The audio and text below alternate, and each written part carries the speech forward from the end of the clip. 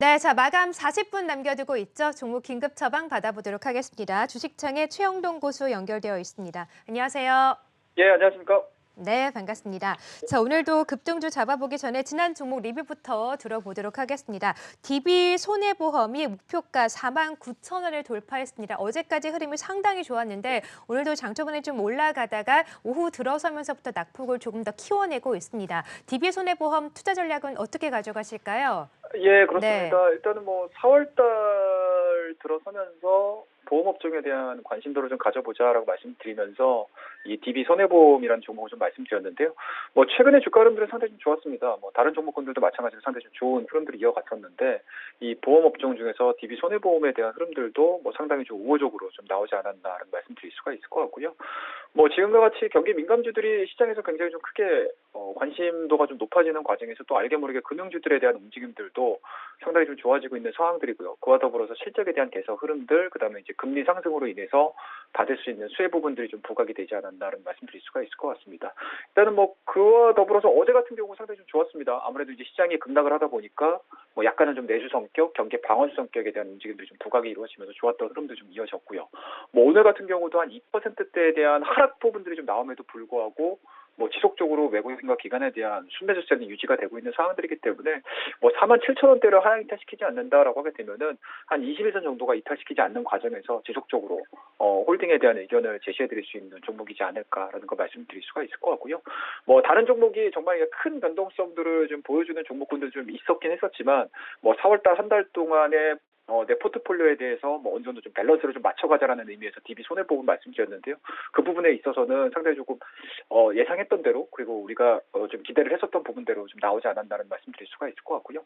이 종목에 대해서 지속적으로 좀 관심을 좀 가지시는 분들 같은 경우는 뭐 현재 지금 보여주고 있는 음봉에 대해서 불안하게 뭐 보시기보다는 직전 고점에 대한 지지가 확인이 돼준다라고 하게 되면 다시 한번 또 매수를 할 수 있는 타이밍으로 좀 활용하는 전략 제시해드리도록 하겠습니다. 자, 그러면 이제 오늘 좀 관심을 좀 가질 만한 종목에 대해서 한 두 종목 정도 준비를 좀 해봤는데 참 어렵습니다. 뭐 다음 주 월요일이면 이제 드디어 기대를 했었던 또는 이제 기다리고 있었던 또 오지 않았으면 했었던 이제 공매도에 대한 재개 부분들이 좀 있는 상황들이기 때문에 과연 시장에서 어떠한 분위기가 좀 연출이 될까에 대해서 좀 고민을 좀 하셔야 될 것 같고요. 뭐 그런 부분들에서 놓고 보게 되면은 너무 공격적인 매수들도 분명히 좋을 수는 있겠지만 또 한편으로는 또 안 좋은 흐름들이 좀 나아질 수 있다라는 부분들도 예상을 하시면서 내 포트폴리오의 종목을 좀 편입을 한번 해보자 또는 관심을 좀 가져보자라는 종목 한 두 종목 정도 말씀 좀 드리도록 하겠습니다. 자, 첫 번째 종목은 코엘 패션이라는 종목을 좀 말씀 좀 드리도록 하겠습니다. 아마 코엘 패션을 저와 같은 시간에 좀 보신다라고 하게 되면은 외국인과 기관에 대한 순매수세가 상당히 좀 잘 진행이 되고 있는 상황들이고 뭐 5일선, 20일선, 60일선 차례대로 좀 정배를 만들어 내주고 있는 상황들이기 때문에 뭐 현재 또 알게 모르게 좀 굉장히 좀 좋은 흐름들을 좀 보여주고 있는 대표적인 종목이라고 보시면 좋을 것 같고요. 그리고 사명에서 나왔다시피 패션입니다. 의류업종에 속해 있는 기업이기 때문에 뭐 실질적으로 엔더믹이 진행이 되는 이러한 과정 속에서 의류업종 그리고 의류 소비에 대한 움직임들이 굉장히 좀 과거 대비해서 성장할 수 있다라고 보시면 좋을 것 같고요. 그와 더불어서 동사 같은 경우는 일단은 뭐 다른 뭐 ODM, OEM 기업들하고는 성격은 살짝 좀 다릅니다. 쉽게 말씀드려서 제조 라이센스를 받아가지고 글로벌 업체 브랜드를 제조 판매를 하는 대표적인 기업이라고 보시면 좋을 것 같고요.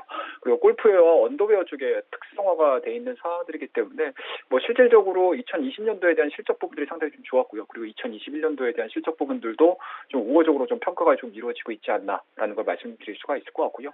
뭐 그런 측면에서 보시게 되면은 상당 부분 뭐 지금과 같이 변동성을 좀 크게 가져갈 수 있는 시장 속에서도 좀 안정적으로 좀 매매를 할 수 있는 그러한 종목이지 않을까라는 거 말씀드릴 수가 있을 것 같고요. 그와 더불어서 이제 유통 부분들을 좀 보셔야 될 것 같은데 동사 같은 경우는 좀 홈쇼핑 채널에 좀 특화되어 있는 유통 채널이 마련이 돼 있었다라고 하게 되면은 최근 들어서는 온라인 쇼핑몰에 대한 수요 부분들도 상당히 좀 살아나고 있다. 쉽게 말씀드려서 유통 채널에 대한 다변화, 그 유통 채널에 대한 밸런스가 좀 잘 맞춰지고 있는 과정이기 때문에 실적에 대한 변동성 측면들에 있어서는 다소 조금 안정화를 볼 수가 있다라고 보시면 좋을 것 같고요. 그리고 전자사업 분야를 좀 보셔야 될 것 같은데 전자사업부도 마찬가지로 컨덴서를 생산을 해내주고 있습니다. 그리고 이러한 부분들, 컨덴서에 대한 수요 부분들 자체가 최근 들어서 뭐 프리미엄 전자제품에 대한 수요가 상당히 좀 살아나고 있는 상황들이고 그리고 자동차 섹터에 대한 움직임들이 현 구간에서는 다소 조금 불안정한 움직임들을 좀 보여주고는 있지만 여전히 자동차 전장화에 대한 기대치들은 남아있는 상황들이기 때문에 동사의 컨덴서에 대한 수요 부분들은 2020년도 대비해서 2021년도에는 호실적을 기록을 할 가능성이 상당히 높다는 측면을 놓고 봤었을 때 일단은 패션 부분들 그리고 전자 사업부에 대한 성장 흐름들이 2020년도에도 이어질 가능성이 상당히 높다라는 걸 말씀드릴 수가 있을 것 같고요. 뭐 현재 진행되는 가격대에서 좀 매수가 좀 이루어지신다라고 하게 되면은 일단은 좀 욕심을 한번 좀 부려보고 싶습니다. 직전 고점이겠죠. 한 7,300원대까지에 대한 1차적인 목표치를 좀 설정을 해서 대응을 한번 해보자라는 전략 제시해드리고 뭐 손절 라인은 굉장히 좀 간단하게 접근을 하시는 게 맞지 않나라는 생각이 좀 들어요.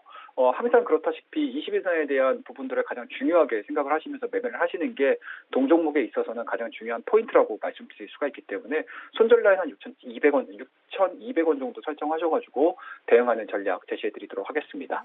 자, 그 다음에 이제 두 번째 종목인데요. 자, LS라는 종목을 좀 보도록 하겠습니다. 최근 들어서 지주사와 관련된 종목군들이 상당히 좀 좋아지고 있는 상황들이고요. 그리고 다음 주 공매도라는 부분들을 좀 고민을 해봤었을 때 펀더멘탈상으로 좀 유리한 측면으로 우리가 접근을 하시는 것도 나쁘지 않다라는 생각에서 LS라는 종목을 좀 말씀드릴 수가 있을 것 같고요. LS에 대한 투자 포인트는 간단하게 좀 세 가지 정도로 정리를 좀 할 수가 있을 것 같습니다. 주요 자회사겠죠. 주요 자회사 뭐 LS 전선이라든지 LS 네트워크스라든지 그리고 뭐 니코동 재련이라든지 전체적으로 놓고 보게 되면은 경기 민감주와 한 획을 같은 흐름들을 좀 보여줄 가능성이 상당히 높기 때문에 주요 자회사들에 대한 실적 개선이 2021년도에 본격적으로 좀 나와준다라고 하게 되면 뭐 그동안의 실적 부분들은 좀 회복할 가능성이 상당히 높지 않을까라는 거 말씀 좀 드릴 수가 있을 것 같고요.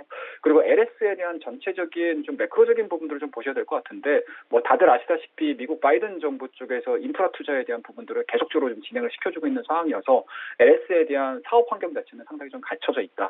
뭐 그런 측면에서 보시게 되면 오히려 하락할 가능성보다는 우상향될 가능성을 상당히 좀 높게 보시면서 대응을 하시는 게 맞지 않나라는 말씀드릴 수가 있을 것 같고요. 이 종목도 마찬가지로 최근 들어서 골든크로스를 만들어내주고 있는 상황들이기 때문에 뭐 지금 가격대 정도에서 관심을 좀 가지셔가지고 매수가 이루어지신다라고 하게 되면은 일단은 뭐 직전 고점인 것 같습니다. 한 8만 원대까지에 대한 1차적인 목표치를 설정을 해서 대응을 한번 해보자라는 전략 제시해드리고 뭐 앞서서 코엘 패션도 20회사에 대한 중요성을 말씀드렸는데 이 종목도 마찬가지로 20회사에 대한 중요도가 상당히 좀 높지 않을까라는 생각에서 손절 라인은 68,000원 제시해드리면서 좀 시장의 변동성이 좀 많이 좀 이루어지고 있습니다. 뭐 그럼에도 불구하고 앞서 말씀드렸던 두 종목 정도는 좀 관심 있게 남은 시간 동안 관심 있게 좀 지켜봐 주시면서 매매 좀 임해 주시기 바라겠습니다. 감사합니다.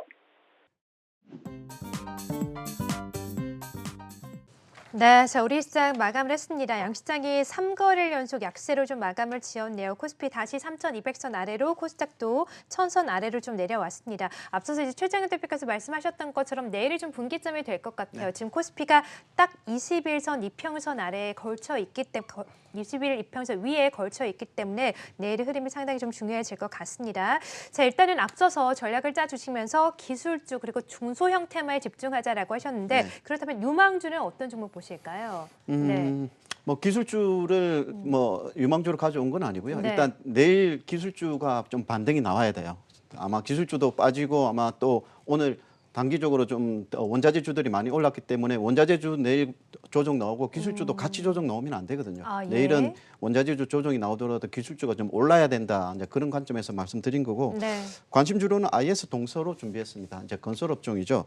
건설인데 이 회사가 과거에 좀 비주력 사업부가 좀 부실이 많았는데 이제 매각을 통해 가지고 어느 정도 좀 깨끗하게 해졌고 거기서 우리 환경 사업부를 좀 본격적으로 좀 진출하면서 뭐 인선 ENT나 코엔텍 이런 업체를 다 인수를 해버렸죠. 거의 환경 처리물, 뭐 폐기물 처리물 시장에서는 국내 거의 독과점적인 그런 업체라고 보시면 됩니다. 이제 그런 부분들이 지금 현재 건설 부분에서 업황 개선 그리고 환경 사업 부분에서 호실적이 나오면서 실적이 계속해서 우상향으로 가고 있고 네. 분기별 실적을 보면 이 회사는 당분간 보면 당분간 호실적이 계속 나올 것으로 예상을 하고 있습니다. 최소한 올해 실적까지는 우상향 흐름을 계속해서 이제 보일 것으로 예상하고 있으니까 이제 실적과 관련해서는 물론 이 주식이 좀 단기적으로 좀 많이 좀 올랐습니다. 네. 이제 오른 과정에서 또 횡보를 하면서 또 쉴 수도 있는데요. 이제 그렇다면 아마 매수의 기회가 되겠죠. 일단은 매수 관점에서 접근을 하시되 이 종목이 아마 조정을 이용해서는 적극적인 관심을 가지시는 게 좋지 않을까 이렇게 말씀드리겠고 네. 이제 목표가는 8만 원 정도 제시해드리고 손절가는 5만 8천 원 제시해드리겠습니다. 네, 자 오늘 유망주는 또 IS 동서를 주셨습니다. 건설 업종들 오늘 흐름 상당히 좋았는데요. IS 동서도 조정식 계속해서 보유해보자 관점 주셨습니다. 자 고용기 PB의 또 내일장 유망주는 어떤 종목일까요? 네. 개인적으로 저는 이 종목은 장이 어려울 때마다 네. 좀 생각나는 아, 그래요? 종목이고요. 어떤 종목일까요? 네, 현재 시장의 눈높이가 굉장히 실적에 대해서 눈높이가 굉장히 높지 않습니까? 네. 실적에 대한 눈높이가 아마 거의 없을 종목입니다. 예. 바로 호텔신라 한번 좀 또 말씀드리고자 오늘 장 하는데요. 후반에 상승폭이 갑자기 네. 커졌어요. 아마 네. 저와 같은 생각이신 것 같습니다. 그동안 좀 강세를 떴던 게 뭐 일부 뭐 IT라든지 IT 뭐 중소형주라든지 뭐 전기차라든지 뭐 일부 경기 민감주들이 강세를 떴었던 그런 부분인데 시장이 조금 갑자기 수급적으로 쏠리면서 안 좋게 흘러가는 그런 부분이기 때문에 이런 부분 때문에 약간 좀 방어적인 성격의 어떤 매수세가 유입이 된 게 아닌가라고 이렇게 조금 예상을 해볼 수가 있을 것 같고요. 네. 일단 호텔신라 같은 경우 아마 내일 실적 발표를 할 예정입니다. 개인적으로 지금 예상되는 거는 1분기 실적이 좀 흑자 전환되는 그런 모습으로 지금 전망이 되고 있는데 네. 호텔신라 같은 경우 아마 뭐 실적에 대해서라든지 뭐 업황에 대해서 기대하시는 분은 아마 없으실 것 같아요. 그런데 주식이라는 건 자체는 어느 정도 기대감이라는 그런 측면. 미국 같은 경우에도 지금 7월 4일이 독립기념일인데 바이든 대통령이 그때를 기점으로 해서 코로나 독립을 하겠다라고 이렇게 선언이 된 그런 부분이고 화이자 같은 경우에도 이제 먹는 이제 코로나 치료제를 이제 개발하겠다라고 이렇게 되는 것만큼 코로나 관련해서 선진국은 어느 정도 조금 해소가 되는 그런 부분이 나타나고 있습니다. 그렇기 때문에 어느 정도 지금 최악의 상황은 서서히 벗어나고 있다라는 그런 측면에서 놓고 본다면은 호텔신라도 현 구간대에서는 충분히 천천히 매수를 해볼 수 있는 그런 부분인 것 같고요. 일단은 호텔신라 같은 경우에 내일 실적 발표를 하는데 일단 소규모 따이공 물량이 증가를 하면서 어느 정도 이제 면세점 관련된 그런 매출도 어느 정도 올라온 그런 부분이고요. 네. 그리고 뭐 인천공항도 좀 뭐 철수를 좀 했기 때문에 그래서 이거로 인한 임대료 감면적인 그런 부분 그리고 호텔 부분도 어느 정도 조금은 지금 적자가 조금 축소될 수 있는 그런 기대감도 있는 상황이라서 최악은 지났다라는 측면에서 이렇게 그렇군요. 좀 시장이 조금 위태위태할 때 이런 좀 안 좋은 종목군들 뭐 굳이 뭐 호텔신라뿐만 아니라 뭐 네. 카지노 관련주도 같은 맥락이라고 볼 수 예. 있겠죠. 그래서 이런 종목군으로 현재 시점에서 눈을 돌려보는 건 어떨까? 이런 관점을 한번 말씀을 드렸고요. 목표가는 일단 95,000원 제시해드리고 손절가는 8만 원 제시해드리도록 하겠습니다. 네. 또 이번 주에도 삼성과 상속세 이슈 때문에 네, 삼성그룹주들 좀 출렁거리지 네네. 않았습니까? 월요일에는 또 호텔신라 우선주가 상한가까지 갔었는데 호텔신라는 잘 못 갔어요. 오늘 또 반등세가 나왔는데 내일 실적 발표가 있다고 하니까 호텔신라 유망하게 보자라고 말씀하셨습니다. 자, 마감 전략 지금까지 두 분과 함께 이어가 봤고요. 함께 해주신 두 분과는 여기서 인사드리겠습니다. 고맙습니다.